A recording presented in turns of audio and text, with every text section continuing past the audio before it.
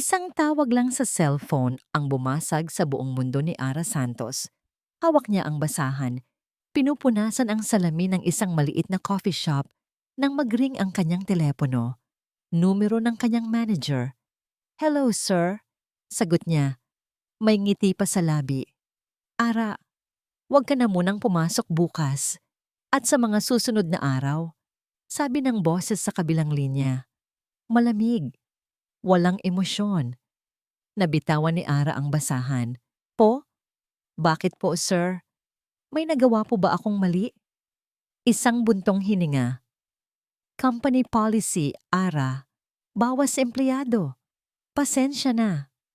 Click. Ibinaba na nito ang tawag. Nakatayo lang si Ara sa gitna ng sahig. Hawak pa rin ang cellphone sa tainga. Parang nabingi siya. Ang ingay ng mga customer at ang tunog ng coffee machine ay biglang nawala. Ang tanging naririnig niya ay ang mabilis na pagkabog ng kanyang dibdib. Bawas empleyado? Pero siya lang ang tinanggal sa shift nila. Imposible. 2 taon na siyang nagtatrabaho dito. Lagi siyang maaga, hindi lumiliban, ginagawa niya ang lahat. "Hoy Ara, anong tinatayo-tayo mo dyan? Magtrabaho ka." Sigaw ng isa niyang kasamahan. Doon lang siya natauhan. Dahan-dahan niyang ibinaba ang kamay. Napayuko siya at naramdaman niya ang unti-unting pag-init ng kanyang mga mata. Hindi dito. Hindi siya iiyak dito. Nagpaalam siya na masama ang kanyang pakiramdam at umuwi ng maaga. Habang naglalakad sa masikip na eskinita papunta sa inuupahan nilang kwarto, pakiramdam niya ay pasan niya ang buong mundo. Paulit-ulit na lang. Ito na ang pangatlong trabaho niya sa loob ng 1 taon. Palaging ganito. Kapag maayos na sana ang lahat, kapag nakakaluwag-luwag na siya sa pagbabayad ng utang, bigla na lang may mangyayari. Bigla na lang siyang matatanggal sa trabaho nang walang malinaw na dahilan. Pagdating niya sa pintuan ng apartment, isang pirasong papel ang nakadikit dito. Isang handwritten na note mula sa landlady. "Ara, 3 buwan na kayong hindi nakakabayad. Kung hindi niyo mababayaran bukas, palalayasin ko na kayo." Napapikit si Ara ng mariin. Hinablot niya ang papel, nilukot ito sa kanyang kamay. Huminga siya ng malalim bago pumasok sa loob. Ang naabutan niya ay isang eksenang sanay na siya. Nakaupo sa sahig ang kanyang ina, si Aling Nida, at umiiyak. "Nay," mahinang tawag ni Ara. "Wala na anak. Naubos na naman ang tinaya ko. Ang pera na pinadala mo, natalo lahat." Hagulgol ng ina. Napatingin si Ara sa maliit na mesa. Walang pagkain. Ang wallet niya, may laman na lang na pamasahe. Ang sahod niya sana bukas, wala na. Ang trabaho niya, wala na rin. Isang butil ng luha ang pumatak sa kanyang kamay. Hindi na niya napigilan. Pagod na siya. Pagod na siyang maging malakas. "Bakit, Nay? Bakit po hindi niyo mapigilan?" Tanong ni Ara. Basag ang boses. "Patawarin mo ako, anak. Akala ko, mananalo ako. Akala ko, mababawi ko lahat." Hindi na sumagot si Ara. Umupo siya sa isang sulok, niyakap ang kanyang mga tuhod. Pakiramdam niya ay nalulunod siya sa isang dagat ng problema at walang kahit anong salbabida. Habang nakatulala sa kawalan, biglang nagring ulit ang kanyang cellphone. Isang hindi pamilyar na numero. Nagdadalawang isip siya kung sasagutin ba, pero sinagot pa rin niya. "Hello? Sino po eto?" "Is this Miss Ara Santos?" Tanong ng isang formal na boses ng babae. "Opo, ako nga po." "Good afternoon, Miss Santos. I'm calling from Del Rosario Law Firm. We would like to invite you for a meeting regarding a potential job opportunity. Confidential po ito. Available po ba kayo bukas ng umaga? 10 a.m. Napakunot ang noo ni Ara. Law firm, job opportunity. Paano nalaman ng isang law firm ang pangalan niya? "Teka ma'am, paano niyo po nalaman ang numero ko at anong klaseng trabaho po ito?" I'm sorry, Miss Santos, but all the details will be discussed during the meeting with our client. We can assure you that this is a very high-paying opportunity. Ang address po ay sa Del Rosario Towers sa Makati. Please be there tomorrow. It's very important. Bago pa man makasagot si Ara, ibinaba na ng babae ang tawag. Kinabukasan, kahit nag-aalinlangan, pumunta si Ara sa nasabing address. Wala namang mawawala sa kanya. Nasa dulo na siya ng lahat. Pagpasok niya sa Del Rosario Tower, halos malula siya sa karangyaan. Mataas ang kisame, kumikinang ang sahig, at lahat ng tao ay mukhang importante. Pakiramdam niya ay hindi siya kabilang doon sa suot niyang luma, pero malinis na bestida. Itinuro siya ng receptionist sa pinakamataas na palapag, ang opisina ng CEO. Habang nasa elevator, hindi niya mapigilan ang kaba. CEO?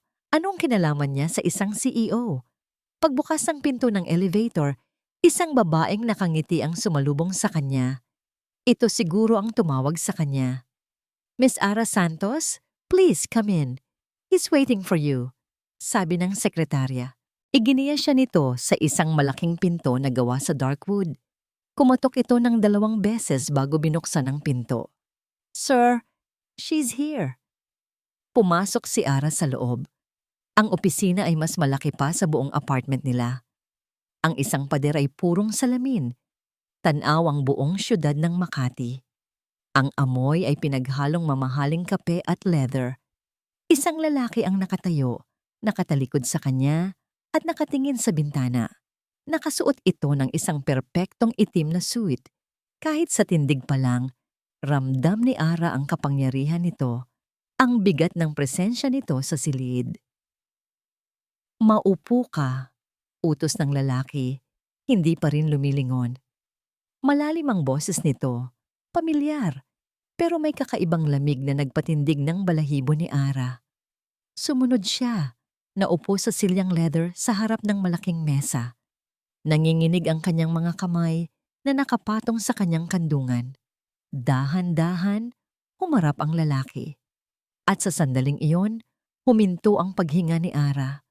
Ang matangos na ilong, ang matalim na panga, ang mga matang dati puno ng init at pagmamahal pero ngayoy kasing lamig ng yelo. 5 taon na ang nakalipas pero hindi niya maaaring makalimutan ang mukhang iyon. Liam, bulong niya, halos hindi makapaniwala. Liam Del Rosario, ang kanyang unang pag-ibig, ang lalaking iniwan niya ng walang paalam. Isang mapanuyang ngiti ang gumuhit sa labi ni Liam. Nagulat ka ba, Ara, na makita ako? Hindi makasagot si Ara. Ang lahat ng hangin ay tila ninakaw mula sa kanyang mga baga. Anong ginagawa niya dito? Bakit siya ang kliyente ng law firm? Huwag kang mag-alala, sabi ni Liam. Dahan-dahan siyang lumapit at umupo sa kanyang upuan sa kabilang dulo ng mesa. Ang laki ng mesa ay tila isang pader sa pagitan nila. Hindi ito isang social call. Inilapag niya ang isang brown folder sa mesa at itinulak ito papunta kay Ara. Buksan mo. Nanginginig ang kamay ni Ara nang abutin niya ang folder. Sa loob, isang kontrata ang nakalagay. Binasa niya ang unang linya. Employment contract. Live-in nanny. Nanny? Yaya? Hindi ko maintindihan, sabi ni Ara. Nagtaas ng tingin kay Liam. Simple lang, Ara, sabi ni Liam. Ang bawat salita ay parang patalim. Kailangan ng anak ko ng yaya. At ikaw, kailangan mo ng pera. Anak? May anak na si Liam. Isang matinding kirot ang biglang kumalat sa dibdib ni Ara. Siyempre, 5 taon na.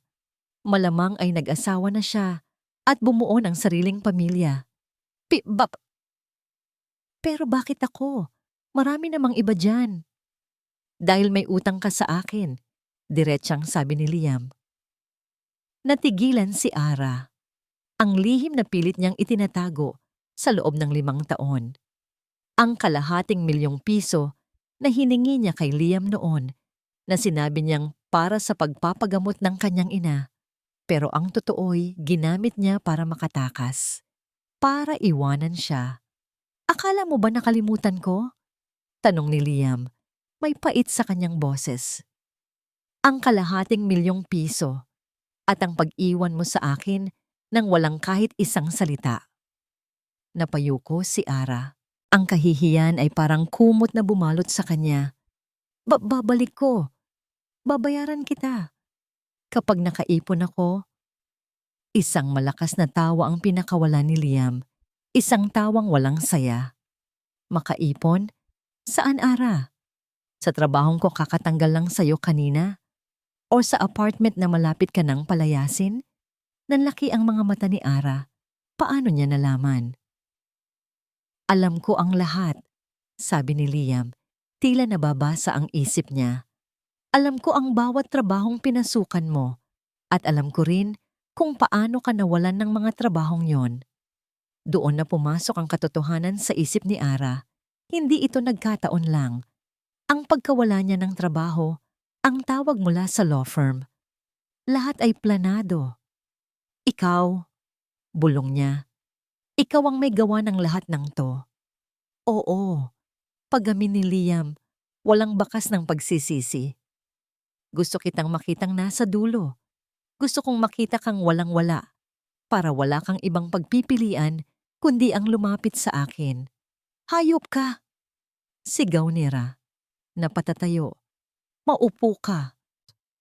Sigaw pabalik ni Liam. Mas malakas. Mas may awtoridad. Napaupo si Ra sa takot. Ito ang alok ko, Ara Santos. Isang alok na hindi mo matatanggihan. Sabi ni Liam, bumalik sa kanyang malamig na tono. Pirmahan mo ang kontratang yan. Maging yaya ka ng anak ko sa loob ng 1 taon. Pagkatapos ng 1 taon, bayad na ang utang mo. Kalahating milyon. Burado lahat. Malaya ka na. Parang isang suntok sa sikmura ang alok na yon. 1 taon. 1 taon na magiging alila siya sa pamamahay ng lalaking minahal at sinaktan niya. 1 taon na pagsisilbihan niya ang pamilya na binuo nito sa iba. Hindi ko kaya. Umiiling na, sabi ni Ara. Ngumiti ulit si Liam, pero hindi umabot sa kanyang mga mata ang nangiti. Itinulak niya ang isang ballpen papunta sa direksyon ni Ara. Ang tunog nito sa makinis na kahoy ng mesa ay umalingaw-ngaw sa buong silid. Pumirma ka, Ara. Ito lang ang paraan para makabayad ka sa mga utang mo. At sa akin, napatingin si Ara sa kontrata, sa ballpen at sa mukha ni Liam. Nakita niya roon ang galit, ang sakit at ang determinasyon. Wala siyang pagpipilian. Nasa kamay nito ang kanyang kapalaran. Kinabukasan, isang itim na kotse ang sumundo kay Ara. Dinala siya nito sa isang subdivision na ang mga bahay ay parang mga palasyo. Huminto sila sa harap ng isang dambuhalang gate na bumukas ng kusa. Pagpasok niya sa loob ng mansyon, pakiramdam ni Ara ay lumiliit siya. Nakakalula ang taas ng kisame. Ang sahig ay sobrang kinis at kumikinang na parang salamin. Ang bawat gamit ay mukhang mas mahal pa sa lahat ng kinita niya sa buong buhay niya. Isang malamig at nakakabinging katahimikan ang bumalot sa lugar. Isang matandang babae na nakauniforme ang sumalubong sa kanya. Mahigpit ang mukha nito at seryoso ang mga mata. Ako si Manang Pacing, ang head housekeeper dito. Pakilala nito. Sumunod ka sa akin. Ipapakita ko sa iyo ang kwarto mo. Dinala siya nito sa isang maliit pero malinis na silid sa bandang likod ng bahay malapit sa kusina. Ito ang magiging kwarto mo, sabi ni Manang Pacing. Ang mga patakaran dito ay simple lang. Unang-una, bawal kang umakyat sa 2nd floor maliban na lang kung kasama mo ang bata. Pangalawa, huwag kang papasok sa master's bedroom o sa opisina ni Sir Liam. Pangatlo, ang trabaho mo ay para lang kay Billy. Huwag kang makikialam sa ibang gawain dito sa bahay. Maliwanag. Billy. Iyon pala ang pangalan ng bata. Isang pangalan na parang kurot sa puso ni Ara. Opo, Manang. Maliwanag po, sagot ni Ara. nakayuko. Magbihis ka ng unipormeng nasa kama. Pagkatapos, pumunta ka sa hardin. Nandoon si Sir Liam at ang alaga mo. Nang makaalis si Manang pacing, napaupo si Ara sa gilid ng kangkama. Napakapit siya sa dibdib niya. Ang bawat paghinga niya ay tila may kasamang kirot. Kaya niya ba ito? Huminga siya ng malalim at pinilit na tumayo. Sinunod niya ang utos. Paglabas niya sa hardin, natigilan siya sa ganda nito. Malawak ang luntiang damuhan. Puno ng mga bulaklak na iba-iba ang kulay. Sa gitna, may isang maliit na playground. At doon, nakita niya sila. Nakaupo si Liam sa isang bench, nagbabasa ng dyaryo. Ilang metro mula sa kanya, isang batang lalaki ang masayang nagpapatakbo ng isang laruang eroplano. Nakatigil lang si Ara. Sa di kalayuan, pinagmamasdan ng bata. May kulot itong buhok, tulad ng sa kanya. Ang mga mata nito, kapag tumatawa, ay nawawala, tulad ng sa kanya. Pero ang nangiti, ang hugis ng mukha. Iyon ay purong kay Liam. Ang mundo ni Ara ay biglang huminto sa pag-ikot. Ang bawat piraso ng pagdududa sa kanyang isip ay naglaho. Pinalitan ito ng isang masakit na katotohanan na sumaksak sa pinakaloob-looban ng kanyang kaluluwa. Anak ko, ito ang anak niya. Ang batang isinuko niya 5 taon na ang nakalipas. Ang batang inakala niyang hindi na niya makikita kailanman. Naramdaman niya ang panginginig ng kanyang mga tuhod. Isang tunog ang kumawala sa kanyang lalamunan. Isang pigil na hikbi. Napansin siya ni Liam. Ibinaling nito ang tingin mula sa dyaryo papunta sa kakanya. Ang mga mata nito ay matalim, mapanuri. Tumayo ito at lumapit sa kanya. Kasunod ang bata na ngayon ay nagtataka na ring nakatingin sa kanya. "You're late," malamig na sabi ni Liam. Hindi makasagot si Ara. Ang kanyang mga mata ay nakapako sa bata. "Daddy, who is she?" Tanong ng bata. Ang boses ay musmos at puno ng kuryosidad. Nagtago ito sa likod ng mga binti ni Liam. "Daddy." Ang salitang iyon ay isa na namang sampal kay Ara. Lumuhod si Liam para maging kapantay ng anak. "Billy, this is Yaya Ara. She will be your new nanny." Napatingin ang bata sa kanya. Isang matamis na ngiti ang dahan-dahang sumilay sa mga labi nito. Lumabas ito mula sa likod ng ama at lumapit sa kanya. "Hi, Yaya Ara." Masayang bati nito. Ang buong katawan ni Ara ay gustong kumilos.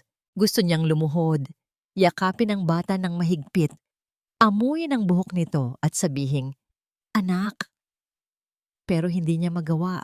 Alam niyang pinapanood siya ni Liam. Bawat galaw niya, bawat paghinga niya. Ang mga mata nito ay isang babala. Pinilit ni Ara na ngumiti. Isang nangiting pilit at nanginginig. "Hello, Billy." Naramdaman niya ang pag-init ng kanyang mga mata. Nag-iipon na ang mga luha. Nag-iwas siya ng tingin.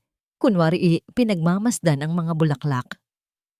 "Mukhang kailangan mong maalala kung bakit ka nandito." Bulong ni Liam. Sapat lang para marinig niya. Hinawakan nito ang braso niya at marahang hinila siya palayo sa bata. "Gawin mo lang ang trabaho mo," mariing sabi ni Liam. Ang mga matay nagbabaga. "Huwag kang mag-ilusyon." Binitawan siya nito at bumalik sa anak. Naiwan si Ara na nakatayo doon, mag-isa.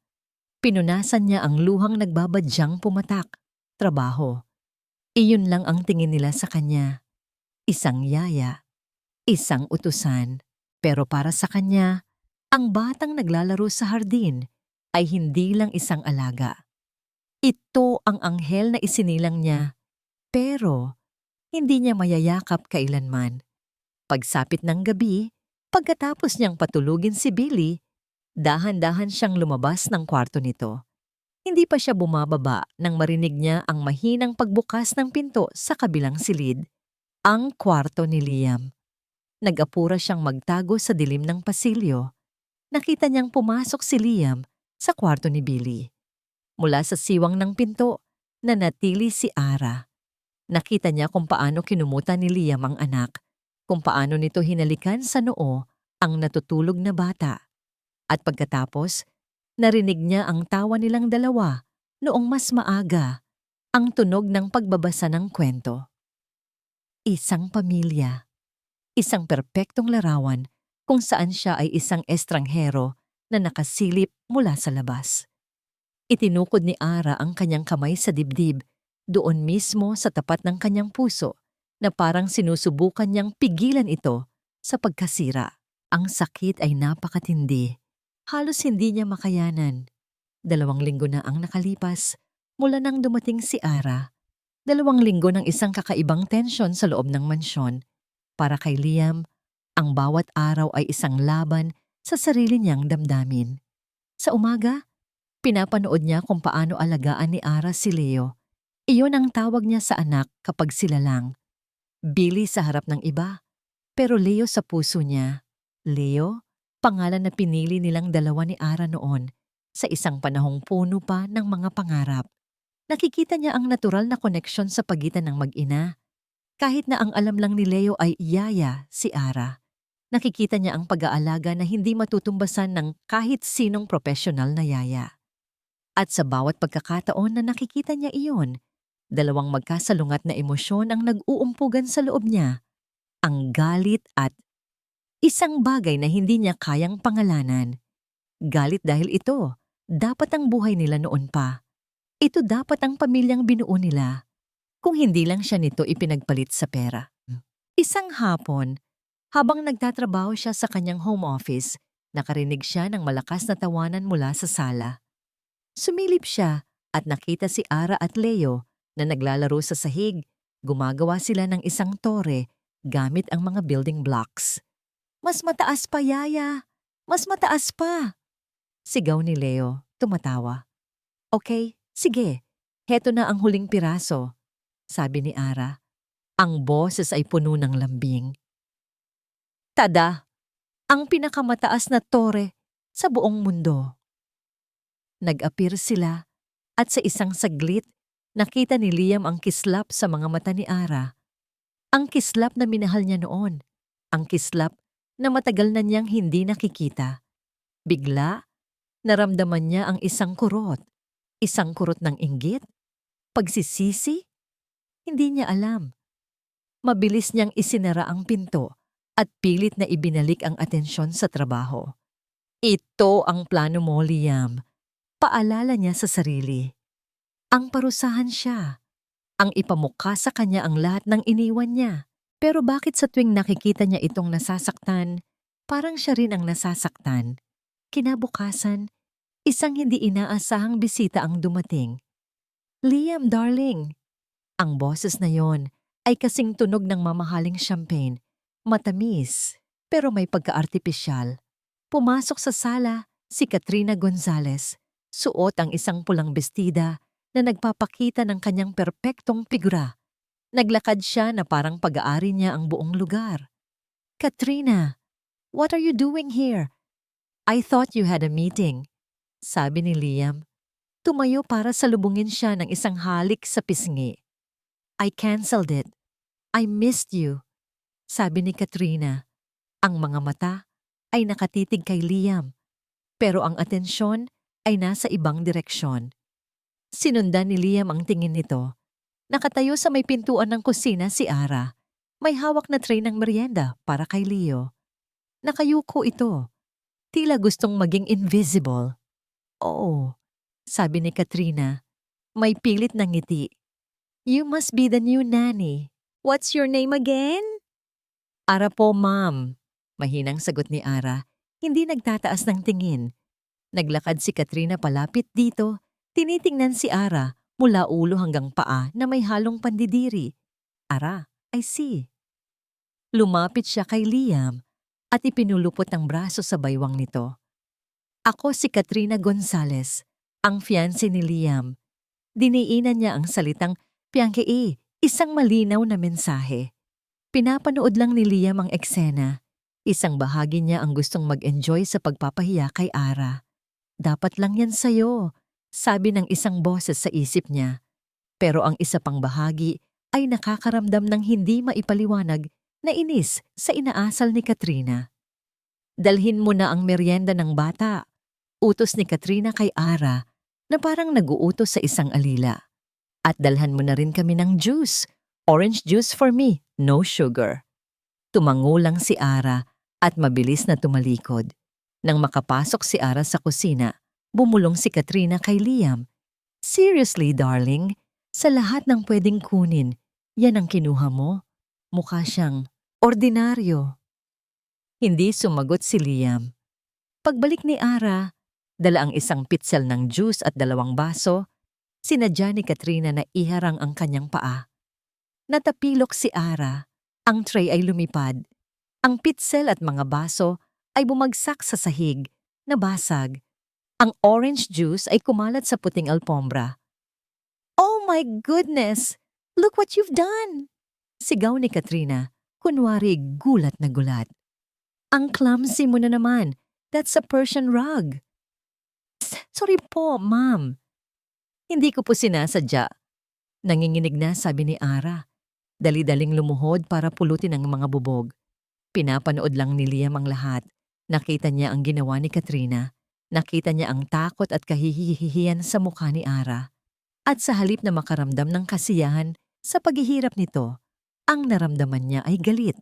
Galit na nakatuon kay Katrina. "It's okay, Katrina.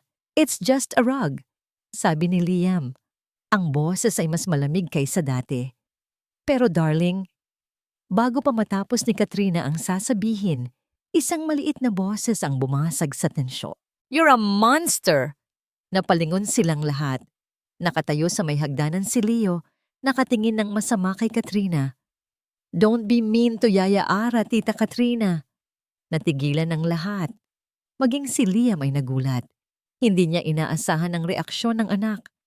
Lumapit si Leo kay Ara at hinawakan ang kamay nito. "Are you okay, Yaya?" Ngumiti si Ara sa bata. Isang nangiting pilit pero puno ng pasasalamat. "Okay lang ako, Leo. Mag-ingat ka sa bubog." Si Katrina naman ay namutla. Halatang napahiya. Tumingin siya kay Liam, naghahanap ng kakampi.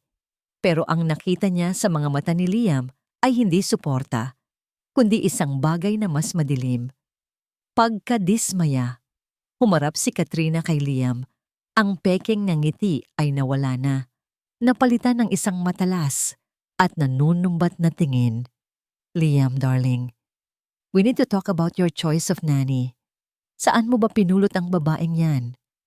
Ang insidente sa sala ay nag-iwan ng isang mabigat na tensyon sa loob ng mansyon.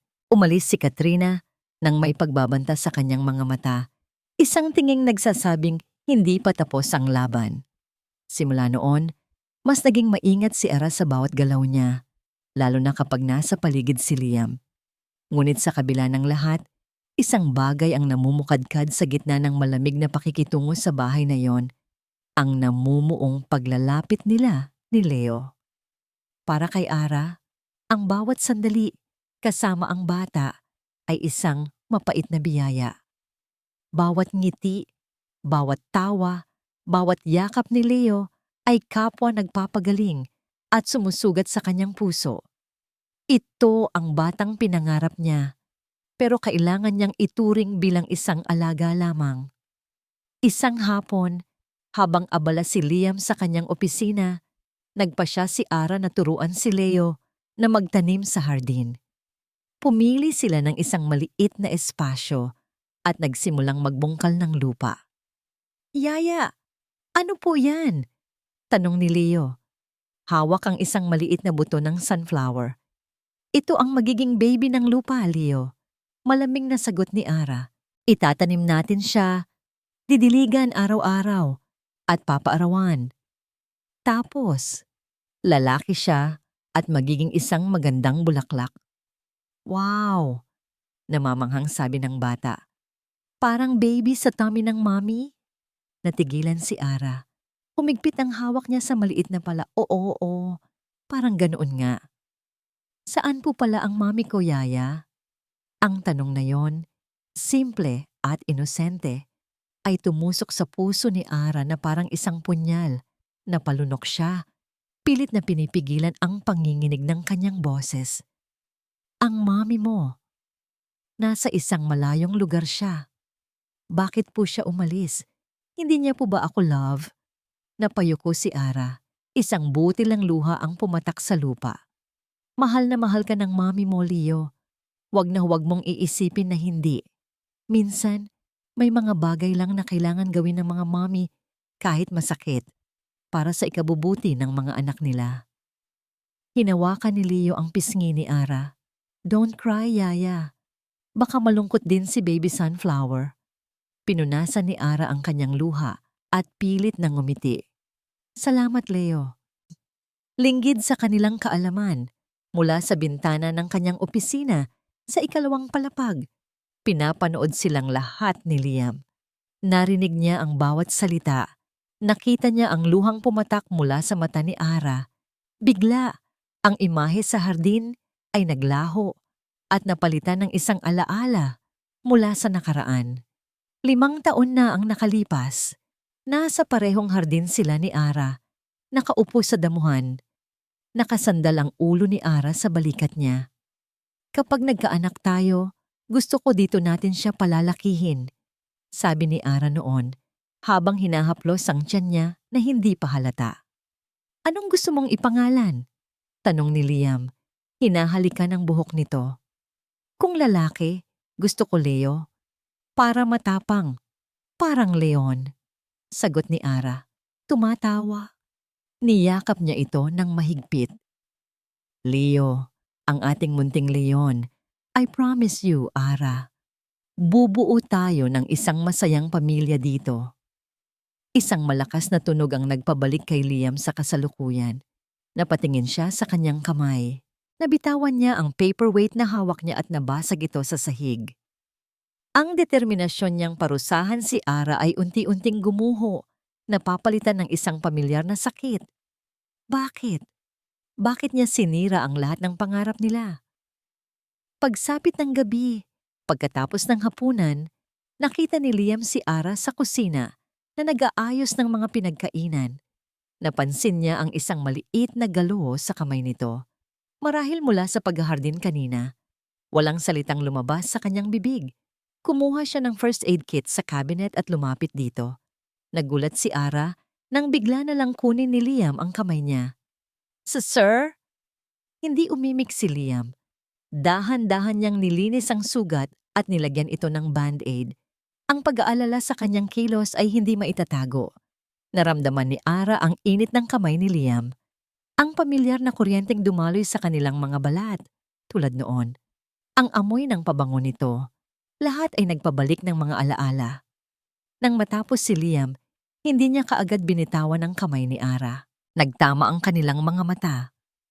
Sa isang sandaling iyon, nawala ang CEO at ang yaya. Ang natira na lang ay si Liam at si Ara. 2 taong pinaglayo ng nakaraan, pero pinagbubuklod pa rin ng isang hindi maputol na ugnayan. Ang katahimikan sa pagitan nila ay puno ng mga salitang hindi masabi. Bakit ka bumalik, Ara? Bulong ni Liam. Ang boses ay puno ng hinanakit, kalituhan, at isang bakas ng pagsusumamo. Hindi niya maintindihan kung ang tanong ay tungkol sa pagbabalik nito sa bahay o sa pagbabalik nito sa buhay niya. Ang tanong ni Liam ay nanatiling nakabitin sa hangin. Binitawan ni Ara ang kanyang kamay na parang napapaso at mabilis na umalis sa kusina nang walang sagot. Ang sandaling iyon ng kahinaan ay nag-iwan kay Liam ng matinding pagkabagabag. Buong gabi, hindi siya mapakali.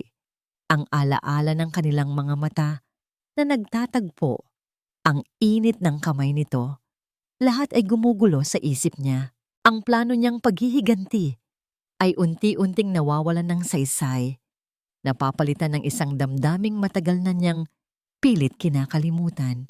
Hindi, sabi niya sa sarili, hindi mo pwedeng kalimutan ang ginawa niya. Kinabukasan, ang Liam na pumasok sa almusal ay hindi ang Liam na nagpakita ng pag-aalala kagabi. Bumalik ang lamig sa kanyang mga mata. Bumalik ang pader na itinayo niya sa paligid ng kanyang puso. Inutusan niya si Ara na pumunta sa kanyang home office pagkatapos nitong patulugin si Leo para sa tanghaling pamamahinga. Pumasok si Ara sa opisina, baka sa mukha ang kaba. "Pinapatawag niyo po ako, sir?" Nakatayo si Liam malapit sa bintana, katulad ng posisyon niya noong unang araw na dumating si Ara. Pero ngayon, may kakaibang bagsik sa kanyang tindig. "Isara mo ang pinto," utos niya. Sinunod ni Ara ang utos. Ang tunog ng pagsara ng pinto ay tila isang hatol. Humarap si Liam sa kanya. Ang mga mata nito ay walang emosyon na lalong nagpakaba kay Ara. "Masaya ka ba dito, Ara?"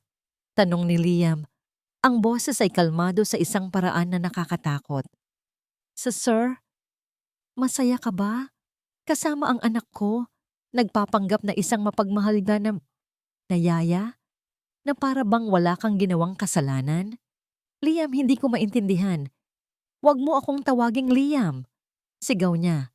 At sa pagkakataong yon, nawala ang lahat ng pagkukunwari. Ang galit na pilit niyang tinatago ay sumabog. "Sir, iyon ang itatawag mo sa akin." Napaatras si Ara, takot na takot. "Akala mo ba nagkataon lang ang lahat?" sabi ni Liam, dahan-dahang lumalapit sa kanya. Bawat hakbang ay mabigat. "Ang pagkatanggal mo sa trabaho, ang tawag mula sa law firm, ang pagdating mo dito, akala mo ba tadhana yan?"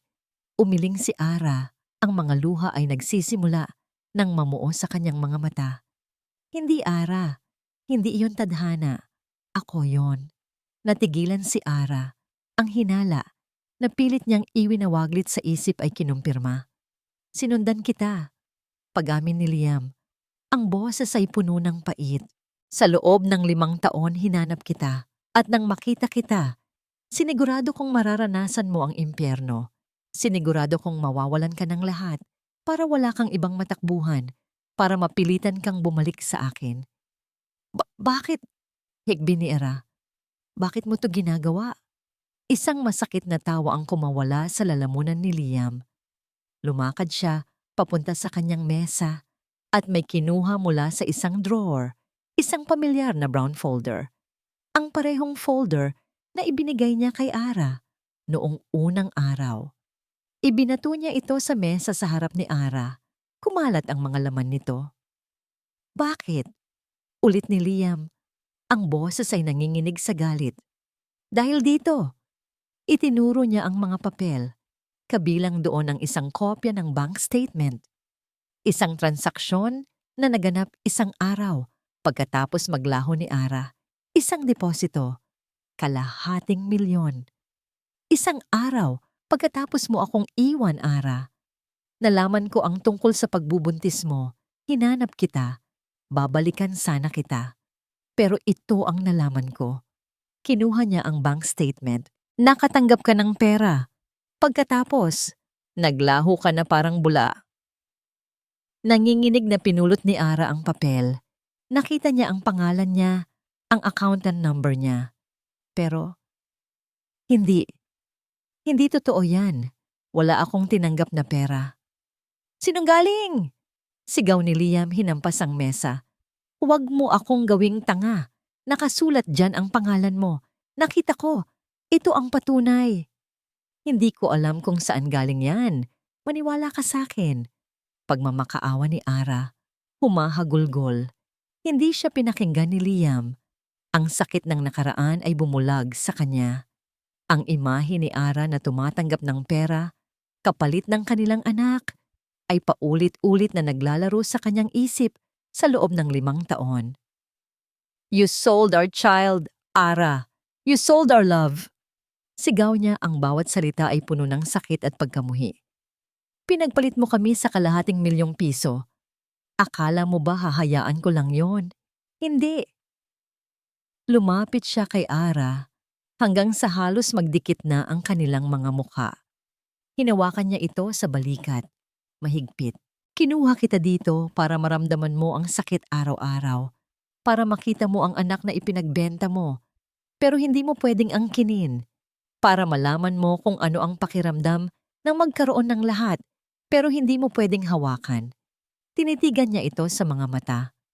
Ngayon, magbabayad ka. Nakatitig lang si Ara sa kanya. Basang-basa ng luha ang muka. Ang pagkalito, ang sakit, at ang kawalan ng pag-asa ay malinaw na nakaguhit doon. Hindi niya maintindihan.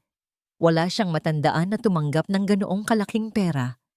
Pero ang ebidensya ay nasa harap niya at ang lalaking minsan niyang minahal ay naging isang halimaw na uhaw sa paghihiganti. Ang mga salita ni Liam ay parang mga bubog na tumusok sa puso ni Ara. Pagkatapos ng kanilang pag-uusap, tumakbo siya papasok sa kanyang kwarto at doon inilabas ang lahat ng sakit. Ang paghihiganti. Iyon pala ang totoong dahilan. Hindi ito isang alok ng trabaho, kundi isang sentensya. Isang detalyadong plano para wasakin siya ng dahan-dahan. Sa gitna ng kanyang paghagulgol, isang tanong ang paulit-ulit na umaling-awngaw sa kanyang isip. Ang ₱250,000. Saan yun nanggaling? Isinumpa niya sa sarili na wala siyang tinanggap na ganoong halaga. Oo, umalis siya. Pero hindi dahil sa pera. Umalis siya dahil sa isang dahilan na hindi niya kayang sabihin kahit kanino. Naisip niyang tumakas. Tumakbo ulit palayo, tulad ng ginawa niya noon. Ngunit sa pagpikit ng kanyang mga mata, ang mukha ni Leo ang kanyang nakita. Ang tawa nito, ang mga maliliit na kamay na yumayakap sa kanyang binti. Ang tanong nito tungkol sa kanyang ina. Dahan-dahan, ang kanyang mga hikbi ay napalitan ng isang matatag na determinasyon. Hindi. Pinunasan niya ang kanyang mga luha. Tumayo siya at dahan-dahang lumabas ng silid. Sumilip siya sa kwarto ni Leo. Mahimbing na natutulog ang bata. Yakap-yakap ang isang maliit na teddy bear. Hindi na ako aalis, bulong ni Ara sa sarili. Ang mga kamay ay nakakuyom.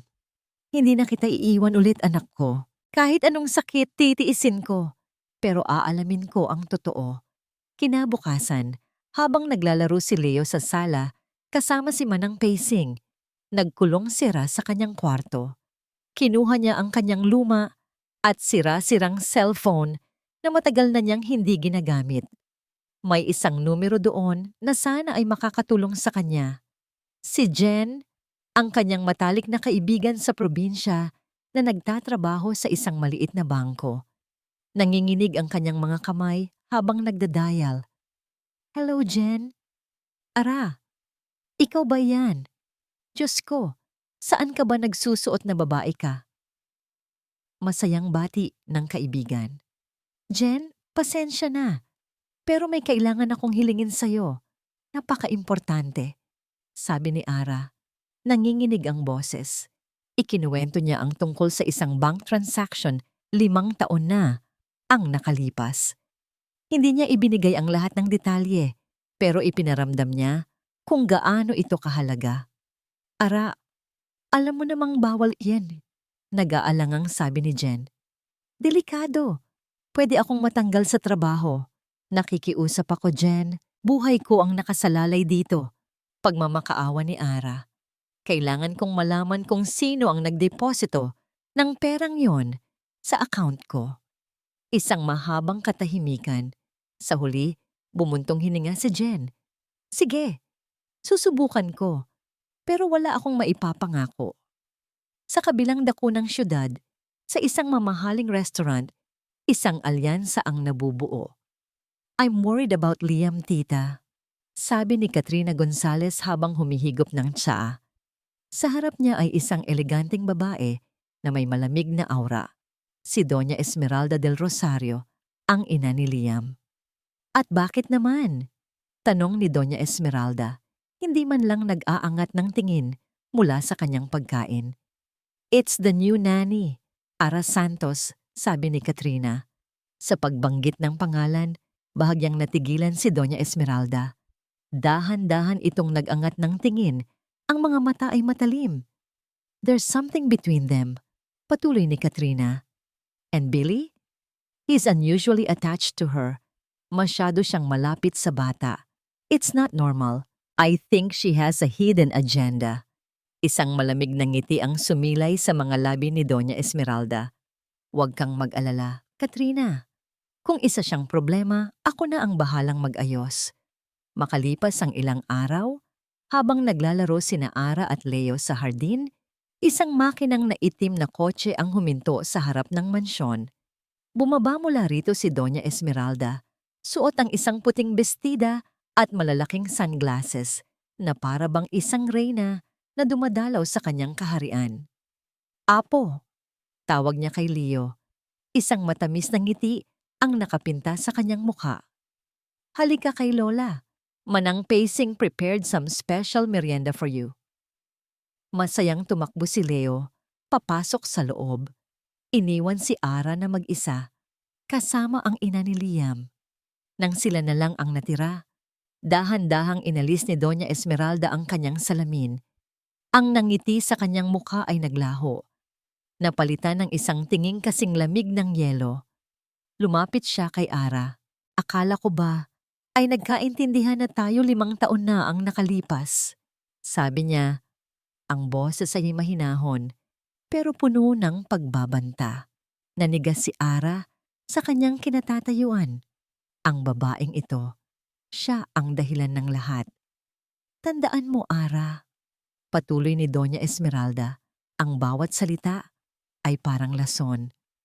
Kaya kong kunin ang lahat sa iyo noon, kaya ko pa ring gawin ngayon. Tinitigan niya si Ara mula ulo hanggang paa. Layuan mo si Liam at layuan mo ang apo ko. Ang pagbabanta ni Doña Esmeralda ay nag-iwan ng matinding takot kay Ara. Alam niyang may kakayahan itong sirain siya. Ang bawat araw pagkatapos noon ay naging parang paglalakad sa ibabaw ng maninipis na yelo. Mas naging maingat siya. Pilit na iniiwasan si Liam at nilalagyan ng distansya ang sarili kay Leo, kahit na dinudurog nito ang kanyang puso. Samantala, naghihintay siya sa tawag ni Jen. Araw-araw, tinitingnan niya ang kanyang telepono, umaasa sa isang kasagutan na magbibigay linaw sa lahat. Ang pagkakataong hinihintay ni na Doña Esmeralda at Katrina ay dumating isang Sabado ng hapon. May importanteng business meeting si Liam na hindi nito pwedeng palampasin. Si Manang Pacing naman ay nagpaalam na umuwi sa probinsya dahil may emergency sa pamilya. Sila lang 3 ni Ara, Leo, at ang 2 babaeng may masamang balak ang nasa mansyon. Nagsimula ang plano sa isang simpleng utos. Ara, pumunta ka sa grocery. Naubos na pala ang gatas ni Billy. Ito ang listahan. Bilhin mo na rin ang iba pang kailangan. Utos ni Katrina, na umupo sa sala na parang siya ang reyna ng bahay. Ibinigay nito sa kanya ang isang mahabang listahan. Pero ma'am, walang magbabantay kay Leo, sagot ni Ara. Nandito naman kami ng Tita Esmeralda, nakangiting sabi ni Katrina. Kami na ang bahala sa kanya. Huwag kang mag-alala. Kahit nag-aalangan, wala siyang nagawa, kundi sumunod. Iniwan niya si Leo na masayang nanonood ng cartoons sa sala. Pagkaalis ni Ara, agad na isinagawa ni Doña Esmeralda ang pangalawang bahagi ng plano. Umakyat ito sa kwarto ni Leo at kinuha ang paborito nitong laruang robot. Itinago niya ito sa ilalim ng kama sa guest room. Pagbalik ni Ara mula sa grocery, halos 1 oras ang nakalipas. Naabutan niya si Leo na umiiyak sa sala. Leo, anong nangyari? Nag-aalalang tanong ni Ara. Yaya, Robbie is gone. I can't find him. Hikbi ng bata. Nasaan po sina Ma'am Katrina? Umalis po sila. May pupuntahan daw po na party. Sagot ng bata. Sinubukan ni Ara na pakalmahin si Leo pero hindi ito tumigil sa pag-iyak. Napakahalaga ng laruang yun sa kanya. Regalo yun ni Liam. Yaya, I know where he is. Biglang sabi ni Leo, maybe Daddy brought him to his secret house. Napakunot ang noo ni Ara. Secret house? Yes, The small house near the beach, we go there sometimes. Naalala ni Ara ang isang maliit na rest house na pag-aari ng mga Del Rosario. Mga 30 minuto lang ang layo mula sa mansyon. Marahil ay dinala nga ni Liam doon. Sige na, Yaya. Please, let's go get Robbie. Pagmamakaawa ng bata. Nakaramdam ng kaba si Ara. Bawal siyang umalis ng bahay kasama si Leo nang walang paalam kay Liam. Pero ang pag-iyak ng bata ay parang punyal sa kanyang puso. Naisip niya, sandali lang naman sila. Babalik din sila agad bago pa man umuwi si Liam. Iyon ang pinakamalaking pagkakamali na nagawa niya. Habang nasa biyahe sila, isang text message ang natanggap ni Liam. Galing ito kay Katrina. Liam, darling, I'm so worried. We had to leave the house for an emergency. We left Billy with Ara, but now we can't contact her. Her phone is off. Please check on them. Halos sabay na isang tawag naman ang natanggap ni Doña Esmeralda mula sa gwardya sa gate ng subdivision. Ma'am, umalis po si Yaya Ara, sakay ng isa sa mga kotse ninyo. Kasama po niya si Sir Billy. Ito na ang hudyat. Agad na tinawagan ni Doña Esmeralda si Liam. Ang boses ay puno ng pagkukunwaring taranta. Liam, ang anak mo. Itinakbo ng yaya niya. Papunta daw sa may beach house. Bilisan mo. Mabilis na kumalat ang lason. Si Liam, na ang isip ay puno pa rin ng galit at kawalan ng tiwala, ay naniwala agad. Ang lahat ng takot niya na baka kunin ulit ni Ara ang bata at mawala ay nagkatotoo. Nang makarating sina Ara at Leo sa rest house, wala doon ang laruan. Doon na napagtanto ni Ara na may mali. May mali sa lahat ng ito. Nang pabalik na sila sa kotse, isang sasakyan ang humarurot at humarang sa kanilang daan. Bumaba mula rito si Liam. Ang muka ay nag-aapoy sa galit. Ano ang ginagawa niyo dito? Sigaw niya. Liam, magpapaliwanag ako. Anong ipapaliwanag mo? Na tinatakas mo ang anak ko? Tulad ng ginawa mo noon. Kasunod nito, dumating ang kotse ni Doña Esmeralda. Tumakbo ito papalapit kay Leo at niyakap ito. Apo ko, salamat sa Diyos at ligtas ka. Anong ginawa sa'yo ng masamang babaeng yan? Sabi niya, habang nakatingin ng masama kay Ara. Hindi po, we were just looking for Robbie, sabi ni Leo, naguguluhan. Pero walang naniwala sa kanya. Ang eksena ay perpektong nakaset up. Si Ara, ang dating kasintahan na tumanggap ng pera. Ang anak, na dinala niya sa isang malayong lugar nang walang paalam. Ang lahat ng ebidensya ay laban sa kanya. Hindi na nag-isip si Liam. Ang galit at sakit na kinimkim niya sa loob ng 5 taon ay sumabog. Lumayas ka! Sigaw niya kay Ara. Ang bawat salita ay may bigat ng isang hatol. Itinuro niya ang daan palabas ng property. Huwag na huwag ka nang magpapakita sa akin o sa anak ko. Liam, pakiusap. Maniwala ka sa akin. Pagmamakaawa ni Ara, humahagulgol. Umalis ka na! Isang malakas na kulog ang biglang dumagundong at kasabay nito, bumuhos ang malakas na ulan. Itinulak ng mga guard si Ara palabas ng gate ng rest house. Sumara ito ng malakas sa harap niya. Naiwan siyang mag-isa sa gitna ng daan, sa ilalim ng rumaragasang ulan. Basang-basa, nanginginig sa ginaw at sa sakit. Sumubsob siya sa basang kalsada. Ang kanyang mga hikbi ay sinasabayan ng patak ng ulan. Wala na. Wala na ang lahat. Ang trabaho. Ang pag-asa na malaman ang katotohanan. At ang pinakamasakit sa lahat, ang anak niya. Nawala na naman siya sa kanya. Pagkatapos niyang palayasin si Ara, hindi naramdaman ni Liam ang tagumpay na inaasahan niya. Hindi siya nakaramdam ng kasiyahan. Sa halip, isang nakabibinging katahimikan at isang malalim na kabiguan ang pumuno sa kanya. Pag-uwi nila sa mansyon, si Leo ay walang tigil sa pag-iyak. I want Yaya Ara! I want Yaya Ara! Sigaw nito paulit-ulit. She's a bad person, Apo. She tried to take you away. Sabi ni Doña Esmeralda, sinusubukang pakalmahin ang bata. No, she's not bad. You are the monster. You and Tita Katrina. Sagot ni Leo, bago tumakbo paakyat sa kanyang kwarto at ikinandado ang pinto. Ang mga salita ng bata ay tumama kay Liam. Bakit ganoon na lang ang galit ni Leo sa kanyang lola at kay Katrina? Sa sumunod na 2 araw, ang mansyon ay naging parang isang morgue. Malamig at walang buhay. Si Leo ay nagkukulong lang sa kwarto. Tumanggi itong kumain at hindi kinakausap kahit sino. Ang tanging hinihiling nito ay si Yaya Ara. Gabi-gabi, dumadaan si Liam sa tapat ng kwarto ni Ara. Ngayon, sarado na ito at madilim.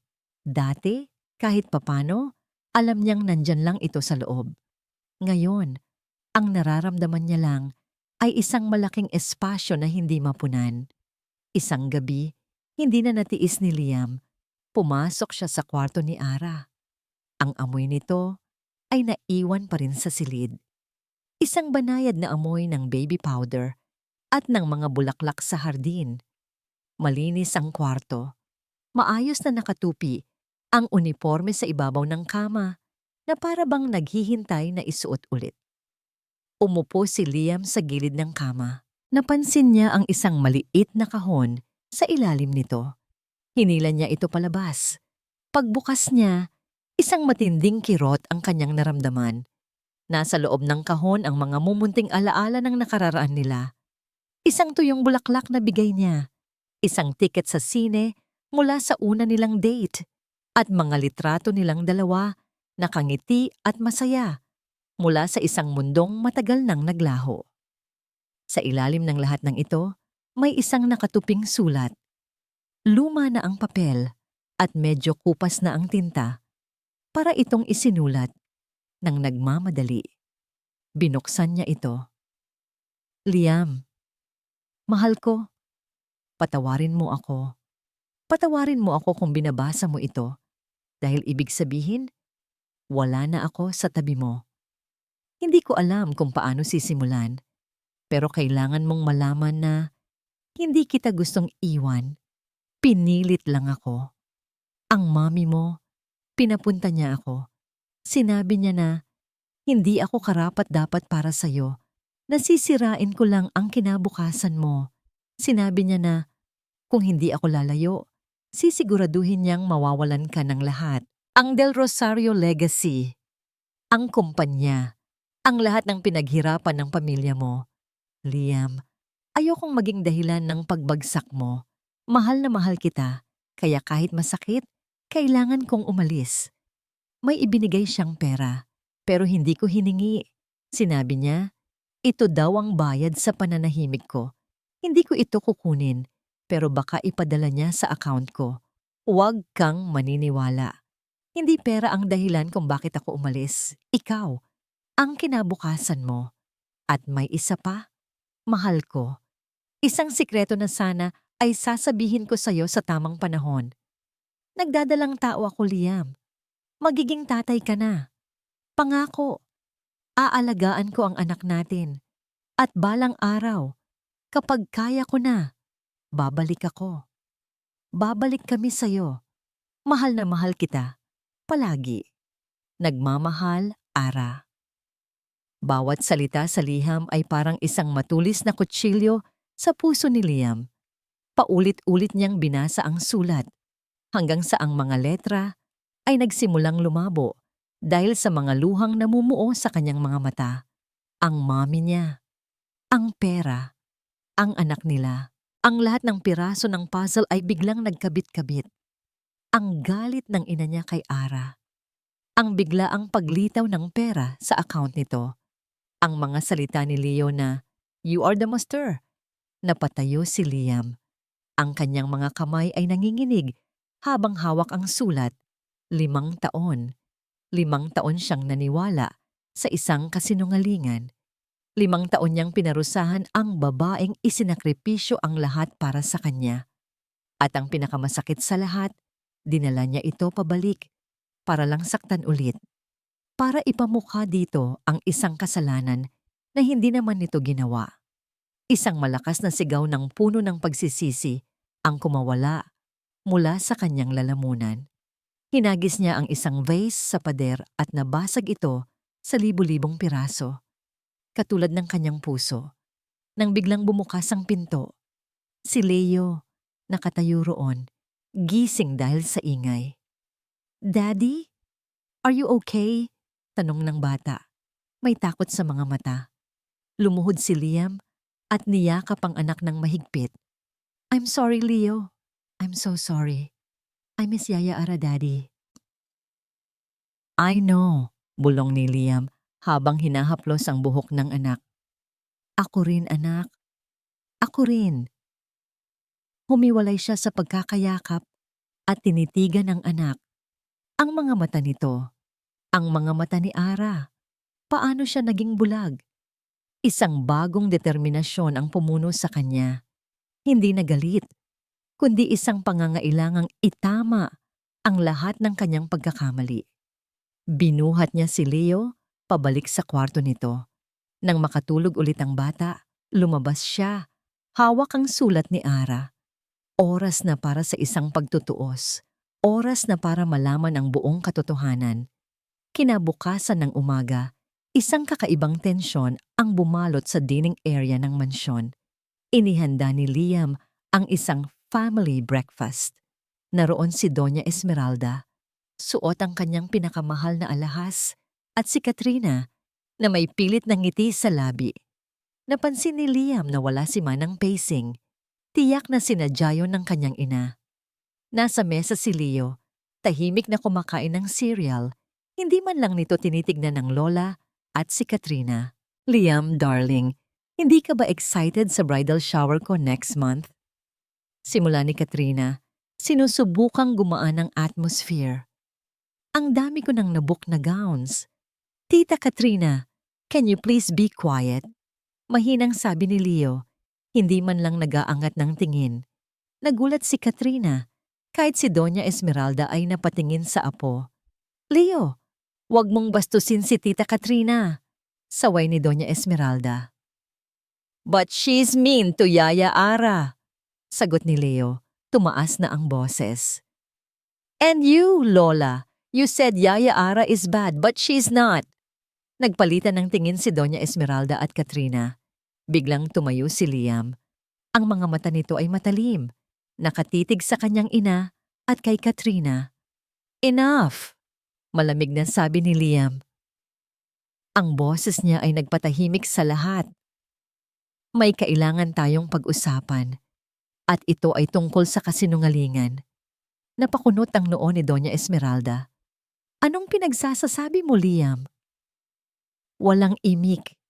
Inilabas ni Liam mula sa kanyang bulsa ang nakatuping liham ni Ara. Ibinitin niya ito sa hangin. Sapat lang para makita ng lahat. "5 taon na ang nakalipas. May umalis sa buhay ko. At 5 taon din akong nabuhay sa paniniwalang ipinagpalit ako. Kami, sa pera," sabi ni Liam. Ang mga mata ay nakatitig ng diretso sa kanyang ina. Pero ang totoo, may nagmanipulated ng lahat. May nagtanggal sa kanya sa buhay ko. Namutla si Doña Esmeralda. Ang nangiti sa labi ni Katrina ay nawala. "Huwag mong sabihing..." "Yung babae na yan," simula ni Doña Esmeralda. "Ang babaeng yan ay si Ara, ang ina ng anak ko," mariing sabi ni Liam. "At ito ang sulat na isinulat niya 5 taon na ang nakakaraan. Ang sulat na hindi niya naipadala. Ang sulat na nagpapaliwanag ng lahat." Sinimulan ni Liam na basahin ang bahagi ng sulat na nagpapaliwanag kung paano siya nilapitan ni Doña Esmeralda, kung paano siya tinakot at inalok ng pera kapalit ng kanyang paglisan. "Sinabi mo sa kanya, Mom, na sisirain niya ang Del Rosario legacy kung hindi siya aalis." Sabi ni Liam, ang boses ay puno ng pait. "Inalok mo siya ng pera na ipinadala mo sa account niya para lang magmukha siyang mapagpanggap." Nag-aalma si Doña Esmeralda. "Hindi totoo yan, Liam. Nagsisinungaling lang ang babaeng yan. Alam mo kung gaano karaming gold digger ang sumisira sa pamilya natin. Ginagawa ko lang ang para sa ikabubuti mo. Para sa ikabubuti ko? Tumawa si Liam, isang mapait na tawa. Dahil sa ikabubuti mo, nawalan ako ng 5 taon kasama ang anak ko. Dahil sa ikabubuti mo, pinaghinalaan ko ang babaeng mahal ko. Wala siyang karapatan sa iyo, Liam. Isa lang siyang mahirap na walang pangalan. Sigaw ni Doña Esmeralda, nalalabas na ang tunay na galit. At ikaw, Katrina? Tanong ni Liam, biglang binaling ang tingin kay Katrina. Alam mo ba ang tungkol dito? O kasama ka sa panloloko? Natigilan si Katrina. Namutla siya. Ano ang pinagsasasabi mo? Of course not. Hindi ko alam ang kahit ano. Talaga ba? Sabi ni Liam, ang mga matay matalim. Kanina lang, nagpunta ako sa security office. Nakita ko ang footage mula 5 taon na ang nakalipas. Ikaw ang kasama ni Mom. Nang lapitan niya si Ara sa kanyang workplace, ikaw ang nagbigay ng resibo sa kanya para patunayan na nakatanggap siya ng pera. Nagulantang si Katrina. Hindi niya inaasahan na may alam si Liam. Sa kanyang gulat at takot, nakapagsalita siya ng hindi sinasadya. Pipe, pero kinailangan ko siyang tulungan si tita. Kasi ayaw niyang masira ang inyong pangalan at ayaw din naman namin na bumalik ang babaeng yun sa buhay mo. Isang matalim na tingin ang ipinukol ni Doña Esmeralda kay Katrina. Nahuli na sila. Tumayo si Liam at lumapit sa harap ni Katrina. Tiningnan niya ito ng diretso sa mga mata. Wala kang karapatang mangialam sa buhay ko, Katrina. At mas lalong wala kang karapatang sirain ang buhay ng ibang tao. Dahan-dahan, inalis niya ang engagement ring mula sa daliri ni Katrina. Ang kasal natin. Tapos na tayo. Nagsimulang umiyak si Katrina. Liam, hindi. Hindi mo ito magagawa sa akin. Ang pamilya natin. Ang kumpanya. Ang pamilya ko ay hindi kasama sa inyong kasinungalingan.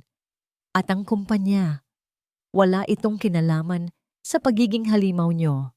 Sagot ni Liam, walang emosyon. Hinarap niya ang kanyang ina. Mom, dahil sa ginawa mo, nawalan kami ng 5 taon. Ngayon, ako ang mamamahala. At ako ang magdedesisyon kung sino ang karapat-dapat sa buhay ko. Lumapit siya kay Leo at binuhat ito. Tara na anak, may kailangan tayong hanapin. Hindi na lumingon si Liam. Nilisan niya ang dining area, iniwan ang kanyang ina at si Katrina sa gitna ng kaguluhan. Habang naglalakad palabas ng mansyon, mabilis niyang kinuha ang cellphone at idinadial ang numero ng kanyang personal assistant.